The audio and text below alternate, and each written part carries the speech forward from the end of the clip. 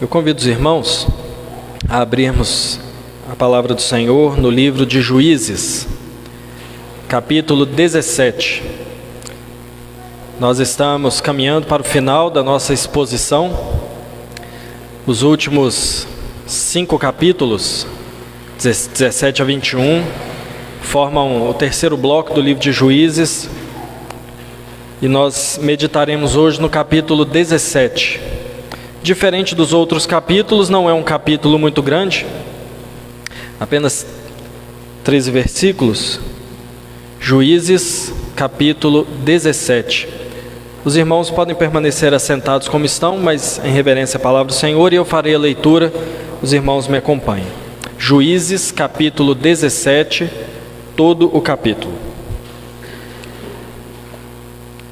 Havia um homem na região montanhosa de Efraim, cujo nome era Mica, o qual disse à sua mãe: os 1.100 ciclos de prata que te foram tirados, por cuja causa deitavas maldições e de que também me falaste, eis que esse dinheiro está comigo, eu o tomei. Então lhe disse a mãe: bendito do Senhor seja meu filho.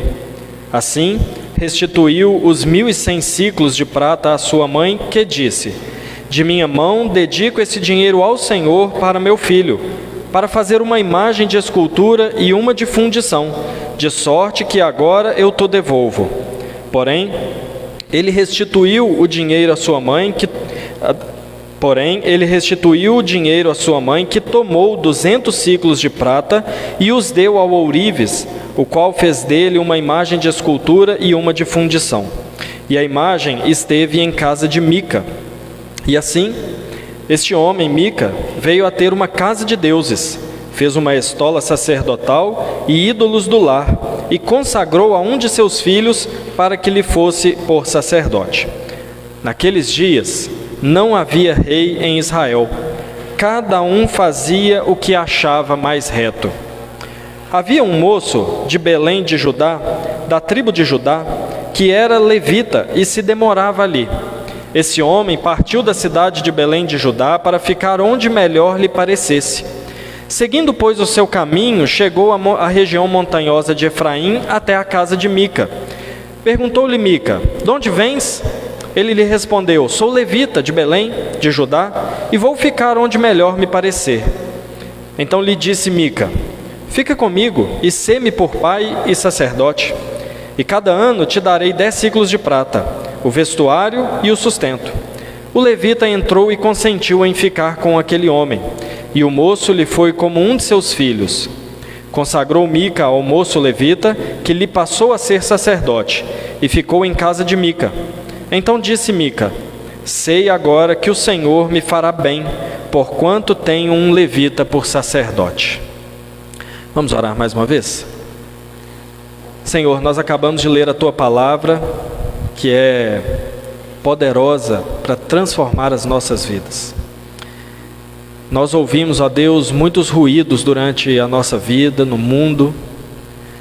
Nós ouvimos tantas coisas e pessoas tentando nos ensinar e cativar a nossa atenção. E nós temos a Tua palavra em nossas mãos, também falando aos nossos ouvidos e ao nosso coração. E a nossa oração é que o Teu Espírito Santo faça a nossa mente e o nosso coração cativos à Tua palavra, para que a entendamos, compreendamos e vivamos aquilo que o Senhor quer de nós. Nos dirija, Pai, durante essa exposição, dê sabedoria ao nosso coração, para que todos nós saiamos edificados pelo Senhor. Que o Teu Espírito Santo seja o nosso instrutor nessa noite. Nós oramos em nome de Jesus. Amém. Irmãos, não seria a primeira vez que eu diria que muitas vezes a igreja ela se torna mundana ou secularizada e nós não percebemos, porque nós classificamos como mundana e secularizada apenas a igreja ou o cristão que tem ideias diferentes, talvez na maioria das vezes em questões morais.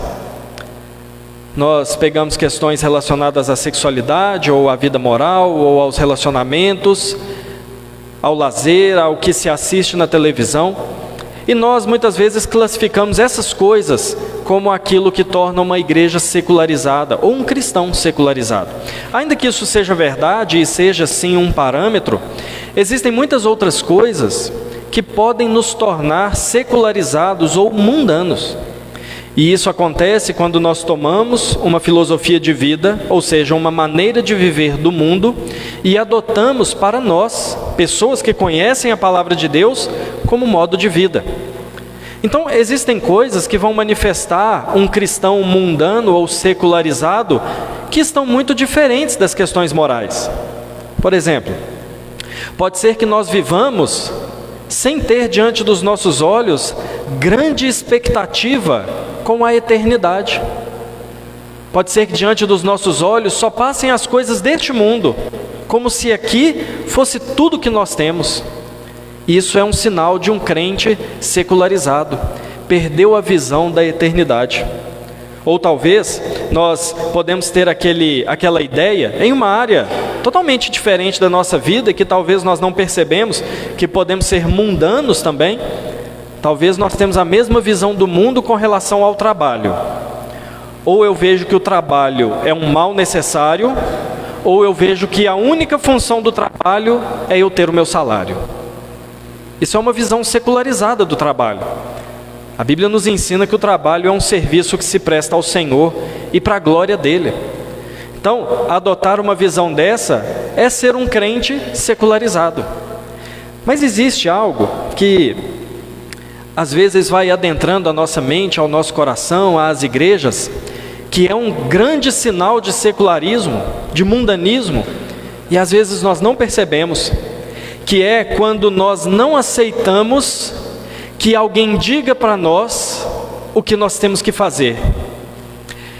É aquele sentimento de que nós não aceitamos que alguém diga como nós temos que crer. É aquela indisposição do coração quanto a alguém que diz como deve ser a nossa religião. É muito comum, mesmo entre cristãos, as pessoas dizerem assim, umas para as outras: mas você não pode me dizer o que é certo e errado. É comum, tem se tornado cada vez mais comum. Ou aquela frase que eu já ouvi algumas vezes, e creio que muitos dos irmãos talvez já ouviram, se não, porventura já falaram: eu sei que a Bíblia diz isso, mas eu penso diferente. Isso é um claro sinal de mundanismo, de secularização. Por quê? Porque a religião cristã, o verdadeiro cristianismo, é uma religião de submissão.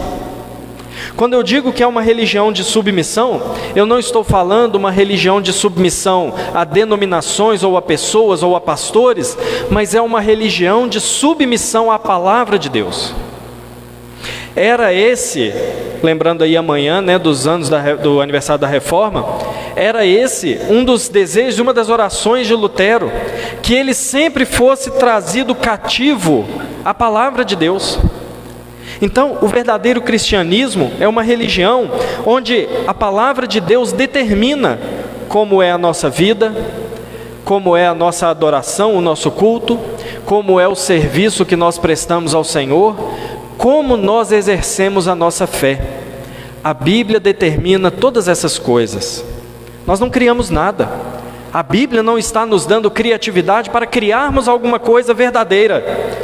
A Bíblia está nos ensinando a verdade para que nós nos amoldemos a ela.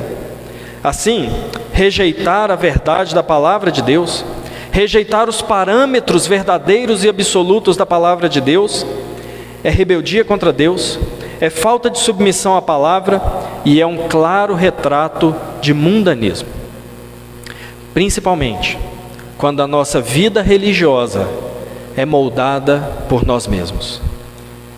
Eu cultuo como eu quero, eu sirvo como eu quero, eu penso sobre Deus o que eu quero.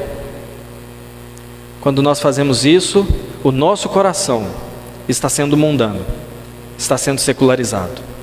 Uma religião que é nossa, que provém do nosso coração e não da Bíblia. Irmãos, o capítulo 17 que nós lemos, ele abre a terceira parte do livro de Juízes, uma parte final, encerrando Uma parte muito parecida com a primeira, ela vai dar um panorama geral. E nós vemos algumas coisas diferentes dessa grande parte que nós já vimos há muitas semanas, a história dos juízes mesmo, propriamente dita, é muito diferente. Lendo essa última parte do livro dos Juízes, capítulo 17 ao capítulo 21, nós não vemos relato de apostasia, de opressão como castigo de Deus, do povo clamando, Deus levantando um libertador, livramentos acontecendo, não há nada disso.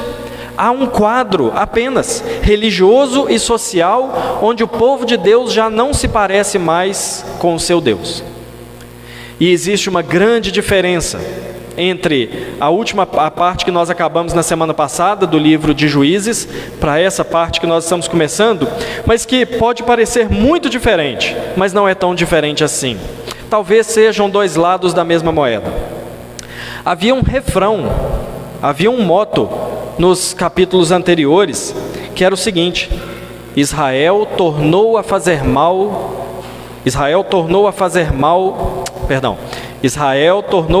o que era mal perante os olhos do Senhor.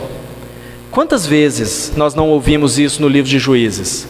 Israel fez o que era mal diante dos olhos do Senhor. Agora, há uma afirmação muito diferente que nós vamos encontrar 4 vezes nesses últimos capítulos. Mas não é tão diferente assim. Essa afirmação diz: cada um fazia o que achava certo aos seus próprios olhos. Veja que parecem afirmações diferentes, mas não são. Porque deixar de fazer o que é bom aos olhos do Senhor é fazer o que é bom aos nossos próprios olhos, ou o contrário. Quando nós adotamos a nossa própria visão de vida, nós abandonamos aquilo que é reto diante dos olhos do Senhor e assumimos para nós aquilo que nós classificamos como reto. E o motivo é o que está dito aqui no versículo 6: naqueles dias não havia rei em Israel. É assim, quando o povo de Deus perde a noção de que o seu Senhor governa, quando nós perdemos a noção de que Deus nos governa por meio da sua palavra, quando nós deixamos de fazer aquilo que é reto aos olhos do Senhor, é porque nós perdemos de vista que Ele é o nosso Rei, que Ele governa sobre nós. Nós temos nesse capítulo 17 a história de Mica, um homem que criou para si uma religião. É certo que a religião dele, criada por ele, tem muitos aspectos que parecem uma religião verdadeira. Mica, o seu nome, significa quem é como Jeová, ou quem é como o Senhor, uma exaltação do Deus de Israel. Nós vemos na narrativa que ele confessou um pecado à sua mãe, ele restituiu à sua mãe algo que ele tinha tomado. Nós vemos que a maldição foi retirada e ele foi recomendado pela própria mãe ao Senhor.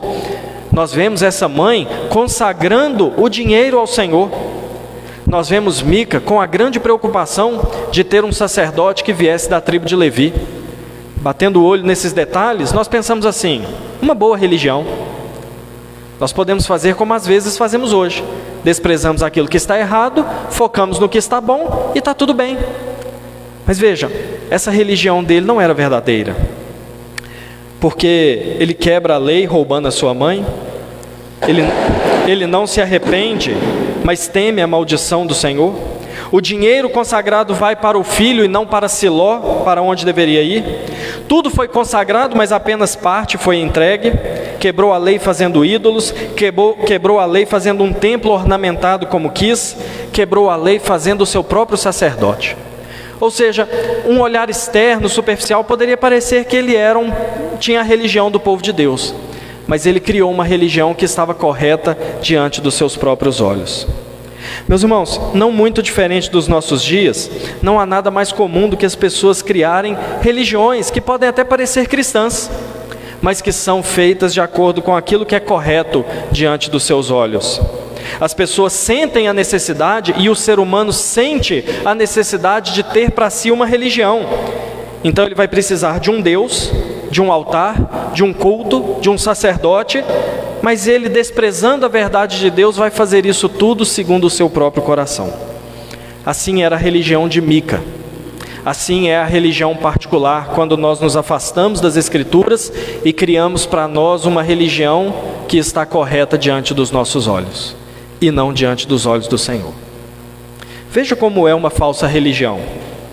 A falsa religião ela está fundamentada num falso temor.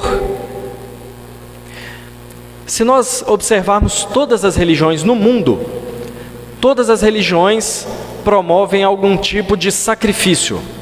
Não de sangue, mas toda religião promove algo que tem que ser feito para que a divindade tenha a sua ira aplacada.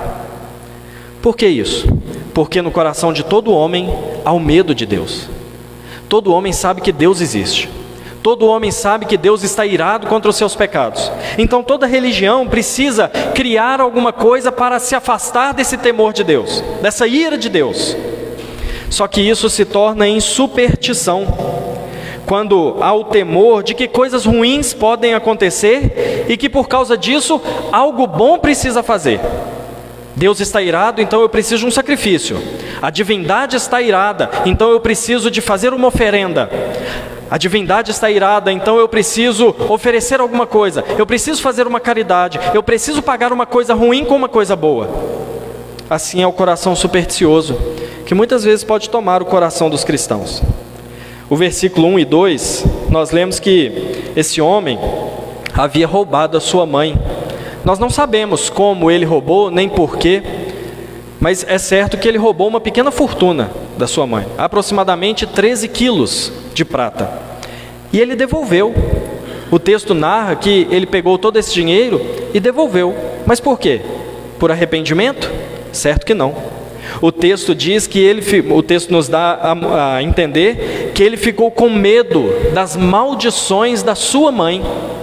Ela começou a praguejar e rogar maldições sobre aqueles que tinham roubado. Então, para aplacar a ira dessa divindade, o que ele faz? Ele devolve. Meus irmãos, o que é desejável diante de um pecado? Arrependimento, confissão, reparação com quem se errou e o abandono do erro. Mas no caso de Mica, não foi arrependimento pela quebra da lei. Ele teve medo das maldições. Ele renunciou àquilo que estava em seu poder, porque ele teve medo que de alguma maneira essa divindade pudesse dar ouvidos às maldições da sua mãe e o amaldiçoasse. Meus irmãos, será que existe superstição entre os cristãos hoje? Eu creio que sim, e de muitas formas. Porque quando nós deixamos de fazer algo, ou quando nós fazemos algo que aparentemente está correto, mas fazemos para nos livrar de uma maldição, nós estamos sendo supersticiosos. Superstição não é só ficar com medo de quebrar espelho, de ver um gato preto ou de passar debaixo de uma escada. Superstição é quando nós tomamos ações para nos livrar da maldição de Deus. Por exemplo, quando nós damos o dízimo com medo de perder o emprego. Quando nós damos o dízimo com medo de entrar na pobreza, como castigo. Quando nós frequentamos a igreja, apenas para que Deus não se ire e não nos castigue durante a semana. Quando nós frequentamos apenas o culto de ceia, para garantir uma bênção especial, uma vez que nos outros cultos a gente não virá. Tudo isso é feito de maneira supersticiosa. Quando nós fazemos algo de bom, para aplacar a ira da divindade, para que ela não envie maldição sobre nós. Mas meus irmãos, temer a Deus é diferente. Temer a Deus não é ter medo de que Ele envie um raio sobre nós. Temer a Deus é saber quem Ele é. Temer a Deus é conhecer o Deus justo, mas também o Deus gracioso. E o temor a Deus nos leva a uma obediência que é para agradar a Deus. É dar o dízimo sim, mas por gratidão. É vir à igreja sim, mas por amor a Deus e desejo de cultuá-lo. É participar da ceia sim, mas tendo grande desejo de nos alimentarmos espiritualmente. Essas coisas sim, estão fundamentadas no verdadeiro temor a Deus. Essas coisas sim, estão fundamentadas em uma verdadeira religião que busca agradar a Deus, servir a Deus. Não um falso temor, não um medo supersticioso. Além disso, a falsa religião também é classificada, é demonstrada por um falso serviço. Irmãos, não sei se já perceberam, mas existem muitas pessoas que trabalham aos nossos olhos pela sua religião muito mais do que os cristãos. Existem pessoas que fazem coisas absurdas pela sua religião muito mais do que talvez nós não faríamos, né? Eu creio que nenhum de nós aqui pegaria um avião e entraria dentro de um prédio com ele em nome da nossa religião. Mas tem quem faça, pela sua religião. Por que as pessoas fazem isso? Porque há também no coração do homem, além do temor, o sentimento de que a divindade espera algo dele, espera um serviço. E então as pessoas servem a Deus, na cabeça delas, servem a sua divindade, mas no final das contas, esse falso serviço é prestado a si mesmo, com objetivos egoístas, orgulhosos. Esse falso serviço tem o objetivo de uma autopromoção e não de promover a glória de Deus. Quando nós lemos os versículos 3 e 4 do capítulo 17, nós vemos que aquele dinheiro que foi devolvido foi consagrado a Deus. A mãe de Mica diz que consagraria todo aquele valor ao Senhor, mas consagrar tudo ao Senhor ficou só no discurso, porque dos 13 quilos de prata que ela pegou de volta, aproximadamente apenas 2 quilos foram separados para o Senhor. Além disso, consagrar algo ao Senhor, nesse sentido de financeiro, deveria ser levado ao tabernáculo que nessa época estava em Siló, na cidade de Siló. Mas ela não fez isso. Ela falou assim: eu vou consagrar tudo, pegou uma parte e entregou ao seu próprio filho. Mas veja bem, entregou a isso para que fosse feito um ídolo. Veja, irmãos, que o dinheiro foi entregue apenas em parte. O dinheiro seria para servir a Deus, mas foi usado para fazer uma imagem. O que significa isso? É quando se consagra tudo a Deus, na teoria, mas apenas em parte, na prática. É quando tudo é para Deus na teoria, mas na prática tem que ser do meu jeito. É isso que ela fez. Eu vou consagrar tudo, mas toma aqui uma beiradinha. Eu vou servir a Deus com tudo isso, mas vai ser do meu jeito, não vai ser em Siló, vai ser aqui na minha casa. Então, é interessante, irmãos, perceber a realidade do falso serviço que é prestado a Deus, muitas vezes. Primeiramente, por perceber na vida, na teoria, uma vida totalmente consagrada a Deus por parte dos cristãos, mas na prática entregue apenas em parte. Nós consagramos ao Senhor a nossa vida religiosa, consagramos ao Senhor, na maioria das vezes, o domingo, consagramos ao Senhor 10% do nosso salário, mas no trabalho, a nossa forma de viver e trabalhar é a mesma dos ímpios. Mas a nossa vida familiar, muitas vezes, não tem muita diferença de quem não conhece ao Senhor. A maneira como nós lidamos com o dinheiro, muitas vezes, não tem muita diferença de um ateu. A forma como nós vivemos a nossa vida, muitas vezes, pouco é influenciada pelo Evangelho. É isso que é um falso serviço, quando nós dizemos que consagramos toda a nossa vida ao Senhor, mas damos a Ele apenas uma pequena parte. Além disso, também pode ser aquele serviço que nós prestamos como nós queremos. Eu dou oferta, mas eu dou para quem eu quero, e não para a igreja. Eu sirvo a igreja, mas da forma como eu desejo, se for do meu jeito. Eu ajudo, mas na hora que eu puder. Isso é o resultado de uma religião pessoal. Isso é o resultado de uma religião não bíblica, mas formada com aquilo que parece melhor diante dos nossos olhos. Um falso serviço a Deus, que no final das contas é um serviço prestado a nós mesmos. Mas um serviço a Deus, de verdade, não é assim. A Deus, quando nós consagramos tudo, nós entregamos tudo mesmo. Quando nós consagramos a nossa vida e o nosso coração, nós entregamos tudo, a nossa vida e o nosso coração. O nosso domingo, a nossa religião, os 10% do nosso salário, mas também entregamos a nossa vida familiar, entregamos a nossa vida profissional, entregamos os nossos relacionamentos, a nossa vocação, entregamos tudo que somos e tudo que fazemos ao Senhor. E nós nos colocamos nas mãos do Senhor de tal forma que fazemos como Ele quer e não como nós queremos. Nós servimos de verdade quando nós nos rendemos nas mãos do Senhor e fazemos aquilo que é da vontade dEle e não da nossa vontade. Quando a nossa vida religiosa é moldada pela palavra, não por nós mesmos. Quando a nossa vida familiar é moldada pela palavra e não por aquilo que nós recebemos como ensino familiar. Quando a nossa vida profissional é moldada pela palavra e pelos seus valores e não pelas expectativas e cobiças desse mundo. Isso sim é uma verdadeira religião. um serviço verdadeiramente prestado ao Senhor. E a falsa religião, ela tem um falso serviço, ela tem um falso temor e ela tem uma falsa adoração. Mais uma vez, toda religião é caracterizada pela adoração. Toda religião tem o seu culto,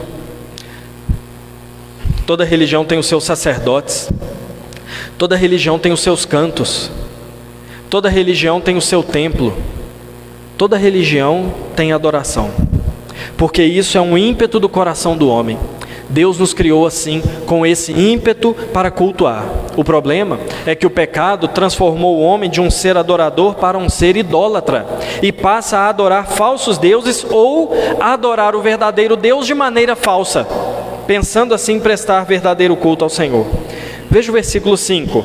E assim, este homem, Mica, veio a ter uma casa de deuses, fez uma estola sacerdotal e ídolos do lar, e consagrou a um de seus filhos para que lhe fosse sacerdote. A religião desse homem estava pronta. A religião dele estava completa agora. Ele tinha o lugar de cultuar a Deus, ele tinha a imagem de Deus que estava ali, ele tinha o sacerdote para mediar a adoração, tudo estava ali. Mas, meus irmãos, quanta lei de Deus quebrada. Primeiro, porque a lei de Deus dizia que imagens de Deus são abomináveis a Ele mesmo. Era expressamente proibido na lei que se fizesse qualquer imagem de Deus. Além disso, os objetos sagrados, aquilo que fosse usado no culto, só poderia estar no tabernáculo. Ninguém poderia criar um objeto sagrado e mantê-lo em casa. Além disso, os sacerdotes não poderiam vir de qualquer lugar, mas os sacerdotes deveriam vir somente da descendência de Arão, da tribo de Levi, mas da descendência de Arão. Uma falsa adoração. E nós podemos cair nesse erro de uma falsa adoração. Nós podemos cair no erro de uma falsa adoração quando nós adoramos a um falso Deus. E talvez nós não temos um falso Deus num altar, mas pode ser que tenhamos um falso Deus no nosso coração. E o falso Deus se levanta no nosso coração quando nós criamos na nossa mente, no nosso imaginário, uma ideia de Deus que não existe. Uma ideia de Deus que só existe na nossa mente. Quando nós criamos uma ideia de Deus que não existe respaldo nas Escrituras, assim é um falso Deus. Quando eu digo assim, eu sei que a Bíblia diz assim, mas para mim é de outro jeito, eu estou criando um falso Deus. Quando diante de um pecado eu penso, Deus não se importa com isso, é bobeira, é pequeno, eu estou criando um falso Deus para mim. Quando eu penso que Deus aceita a minha adoração do jeito que eu quiser oferecer a Ele, eu estou criando no meu coração um falso Deus. Se eu tenho um falso Deus, eu vou oferecer a esse falso Deus uma falsa adoração, e eu estarei pensando estar adorando o verdadeiro Deus. Percebam, irmãos, que a religião, uma falsa religião, ela não é tão clara quanto se pensa. Podemos às vezes olhar algumas religiões ao redor de nós e ter para nós que muito claramente são falsas, e são mesmo. Mas pode ser que nós estejamos nutrindo no nosso coração uma falsa religião, por temer a Deus da maneira errada, por servir a Deus da maneira errada, por adorar a Deus da maneira errada. Tudo isso por não nos submetermos à palavra de Deus e vivermos uma vida religiosa conforme é melhor diante dos nossos olhos. Meus irmãos, veja que parece que faltava alguma coisa aqui na religião de Mica. Parece que não está completo, porque do versículo 7 em diante vai dizer que apareceu aqui a figura de um sacerdote. E parece que na verdade faltava algo para dar uma veracidade aqui para Mica na sua religião. Afinal de contas, o problema de Deus, ele não tinha como resolver, porque Deus não tinha como ele trazer para dentro da sua casa. Deus é invisível. Não tinha como resolver o problema do local do culto. Afinal de contas, o tabernáculo estava lá em Siló. Ele não ia trazer o tabernáculo para a casa dele. Mas o sacerdote ele podia resolver. Estava fácil. Era só trazer alguém da tribo de Levi. para servir como sacerdote.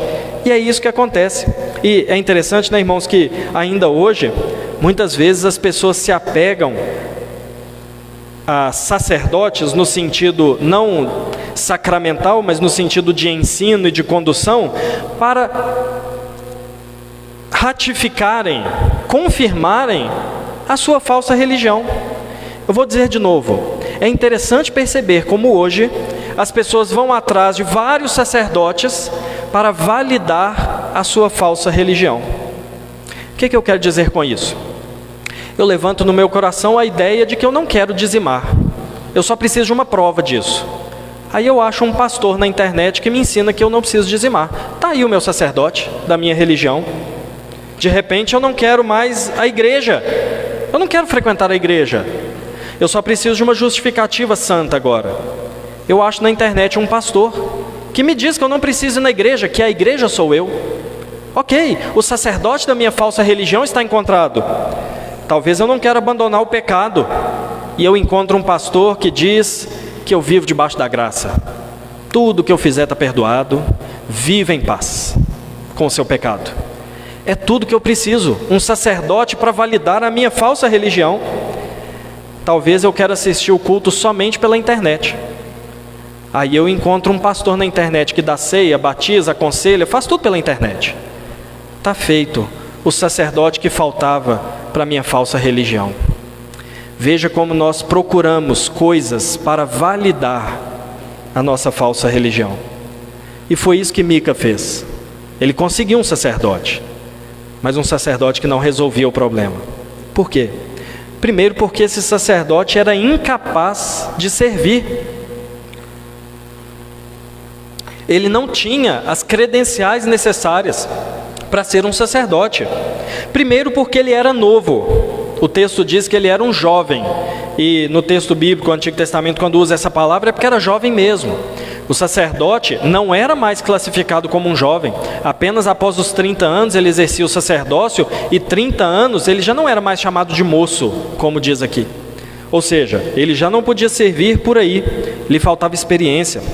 Além do mais, o sacerdote, pela lei, dizia que só poderia ir onde Deus mandasse.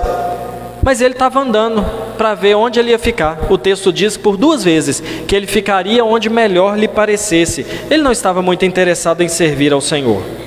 E ele também não estava interessado em servir ao povo de Deus. Essa era a função do levita, servir ao povo de Deus na instrução da palavra e no culto. Mas ele estava interessado em ganhar alguma coisa. Um falso sacerdote, né, como muitos se encontram por aí, não fazendo a vontade de Deus, mas fazendo a vontade própria. Não servindo ao povo de Deus, mas servindo a si mesmo. Mas por que ir atrás de um falso sacerdote? Por que Mica fez isso? Por que nós fazemos isso? Porque de um falso sacerdote a gente ouve o que a gente quer. De um falso sacerdote a gente ouve música para os nossos ouvidos pecaminosos. Um falso sacerdote não nos confronta com o pecado. Um falso sacerdote não nos exorta. Um falso sacerdote não nos chama a atenção para voltarmos os nossos olhos à palavra de Deus. Mas o falso sacerdote fala a nós palavras agradáveis, que criam um sentimento favorável. Além desse sacerdote ser incapaz, esse sacerdote era manipulável. Versículo 10 e 11 diz que Mica então convida esse sacerdote para ficar com ele. E esse homem inabilitado para servir começa a entrar ali numa negociação com ele. E a primeira coisa que nós vemos é que Mica não queria um sacerdote, ele queria um funcionário. E ele contrata, faz o acerto, promete que vai assinar a carteira dele, vai dar férias, 13º, e contrata aquele sacerdote. Mas veja, algo a mais. Primeiro ele diz ao sacerdote que ele queria alguém que lhe fosse por pai e guia. Ou seja, eu quero que você seja o pai aqui da nossa fé. Nós vamos ser subordinados a você. Nós vamos dar ouvidos a você. Você vai ser o pastorzão aqui da nossa fé. Mas o texto continua dizendo que ele foi tratado por Mica como um de seus filhos. Ou seja, Na teoria, o sacerdote tinha até autoridade, mas na prática, quem mandava era Mica. Ele manipulava o sacerdote para o seu próprio prazer. Ele manipulava o sacerdote porque, se a religião é dele, ele conduz do jeito que ele quer e ele busca os fins que ele deseja. Ele é o seu próprio Deus. E esse sacerdote era então manipulável. E esse sacerdote era um sacerdote por interesse. Ele foi buscado por interesse. Olha o versículo 13. Então disse Mica: sei agora que o Senhor me fará bem, porquanto tem um levita por sacerdote. Qual que era o desejo de Mica desde o início do texto? Servir a Deus? Ter uma vida piedosa? Obediência? Um culto sincero a Deus? Não. Desde o início do capítulo 17, é dito que o que Mica quer é ser abençoado por Deus. Por isso ele foge da maldição, por isso ele cria uma religião falsa, por isso ele traz para si um sacerdote, porque a única coisa que ele quer é ser abençoado pelo Senhor. Mas será que há pecado em desejar ser abençoado?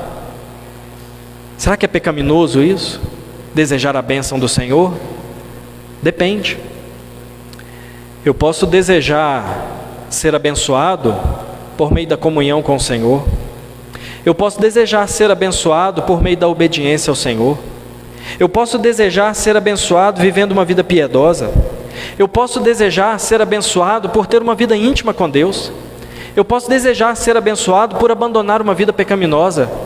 Tudo isso é bom, tudo isso é aceitável, tudo isso é louvável. Mas é diferente eu querer uma bênção ou ter uma vida abençoada em detrimento do próprio Deus. É diferente classificar como bênção aquilo que para mim é bênção. É diferente criar os meus próprios caminhos para ser abençoado por meio dos meus méritos. Isso é pecado, porque isso despreza a misericórdia e a graça do Senhor. E meus irmãos, não nos enganemos. Esse é o motivo de muitos estarem nas igrejas: querer ser abençoado pelos seus próprios caminhos, querer ser abençoado pelos seus próprios méritos, querer ser abençoado pela sua própria piedade pessoal, pela sua falsa religião, que não tem o Senhor como Deus, mas tem a si mesmo como Senhor. Por que tudo isso? Por que isso aconteceu com Mica? Por que esse relato está aqui no capítulo 17? Por que isso ainda acontece hoje? Por causa do versículo central desse capítulo, que é o versículo 6. Naqueles dias não havia rei em Israel, cada qual fazia o que achava mais certo. Mica fez isso, tudo isso, uma falsa religião do jeito que ele queria, porque não tinha quem conduzia o povo no temor do Senhor. Ele fazia o que achava correto diante dos seus olhos. Assim também nós levantamos um falso Deus no nosso coração e criamos para nós uma religião particular, quando nós fazemos aquilo que é melhor diante dos nossos olhos. Irmãos, é muito fácil nós criticarmos outras religiões. É muito fácil nós olharmos para pessoas que têm outra fé que não a nossa e criticarmos e apontarmos como uma falsa religião, como um falso Deus, como um falso culto, como um falso tudo. Mas, meus irmãos, pode ser que a nossa ideia sobre Deus, pode ser que a nossa ideia sobre culto, pode ser que a nossa ideia sobre serviço seja também cananizada, como era de Mica, mundanizada. Pode ser que nós estejamos adorando conforme os ídolos vigentes nos nossos dias. Pode ser que a nossa religiosidade seja meramente um reflexo do mundo que nós vivemos, da cultura que nós vivemos, que tem um apelo por uma religião, mas que na verdade não está fundamentada nas Escrituras. Nós precisamos buscar, meus irmãos, na palavra de Deus, e nós precisamos buscar no próprio Deus a verdadeira religião. Nós precisamos entender o que é temer a Deus de maneira bíblica e não supersticiosa. Nós precisamos entender que em Cristo, e somente em Cristo, nós não precisamos viver com medo de Deus. Nós precisamos entender que para Deus nos abençoar, nós não precisamos ficar fazendo coisas boas para pagar uma coisa ruim que nós fizemos. Nós precisamos parar de ver a vida e as coisas ruins da nossa vida de maneira supersticiosa, como se tudo de ruim que acontecesse fosse maldição por causa de um pecado específico. Meus irmãos, se nós estamos em Cristo, nós estamos na religião verdadeira. E se nós estamos em Cristo, não há maldição mais sobre nós. Toda maldição foi colocada sobre Cristo para que Ele experimentasse por nós. Não há necessidade de sermos supersticiosos. Há necessidade de entendermos o que é temer a Deus. Temer a Deus é entender que Ele é o nosso Senhor. Temer a Deus é entender que Ele deseja obediência. Temer a Deus significa entender que a bênção está em obedecer ao Senhor, para a glória dEle, e não para fugirmos de pretensas maldições. Para viver a verdadeira religião, nós precisamos servir a Deus com toda a nossa vida. Nós precisamos servir a Deus com tudo que nós somos. Meus irmãos, não é suficiente entregarmos ao Senhor apenas o domingo. Não é suficiente entregar ao Senhor apenas parte do nosso tempo, parte das nossas expectativas. Em Cristo Jesus, nós fomos totalmente restaurados. Cristo restaurou a nossa visão de mundo. Cristo restaurou a nossa visão do trabalho. Cristo restaura a nossa visão de família. Cristo restaura a nossa visão de dinheiro, de finanças, de saúde, de doenças, de morte. Cristo restaura toda a nossa visão, para que nós sirvamos a Deus de maneira completa, e não como nós desejamos servi-lo, mas como Ele quer que nós o sirvamos. Nós precisamos, meus irmãos, adorar a Deus como Ele deseja. Nós precisamos entender que o culto, as orações, os cânticos, a pregação, a gratidão, a intercessão, não é para nós, é para Deus. Nada do que nós estamos fazendo aqui nessa noite é para nós. Nada do que está acontecendo aqui é para nos agradar. É tudo para o Senhor, é tudo para Ele. Meus irmãos, Jesus Cristo, ao ressuscitar, Ele fez do seu povo o templo de Deus, o local de adoração. Portanto, se estamos unidos a Jesus pela fé, nós podemos cultuar a Deus em espírito e em verdade, porque nós não precisamos mais de lugares, de adereços, de objetos. Em Cristo nós temos tudo que precisamos para servir ao Senhor, para adorar ao Senhor, para cultuar ao Senhor. E por fim, meus irmãos, para ter uma religião verdadeira, nós precisamos urgentemente dar ouvidos, dar atenção à palavra de Deus, à verdade de Deus, à revelação que Deus fez de si mesmo nas Escrituras. Nós não podemos ser rebeldes contra a palavra de Deus. Nós não podemos achar que o nosso pensamento sobre o mundo e sobre a vida está acima da palavra de Deus. Mas nós precisamos nos submeter à palavra de Deus e sermos ensinados por ela, instruídos por ela, moldados por ela, para que vivamos para a glória de Deus. Porque Cristo envia a nós o seu Espírito, que por meio do ministério da palavra nos edifica, nos transforma e nos pastoreia. Vejam, meus irmãos, que a verdadeira religião está em Cristo e não fora dele. Qual foi o grande problema da religião de Mica, no capítulo 17?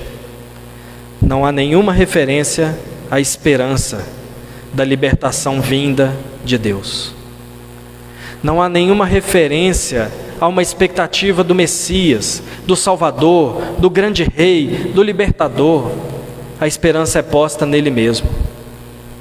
Assim também são aqueles que não colocam em Cristo a sua esperança. Mas se nós colocamos em Cristo a nossa esperança, nós temos a verdadeira fé, a verdadeira religião, e Cristo nos capacita a vivermos e progredirmos em viver cada dia mais para a glória do Senhor.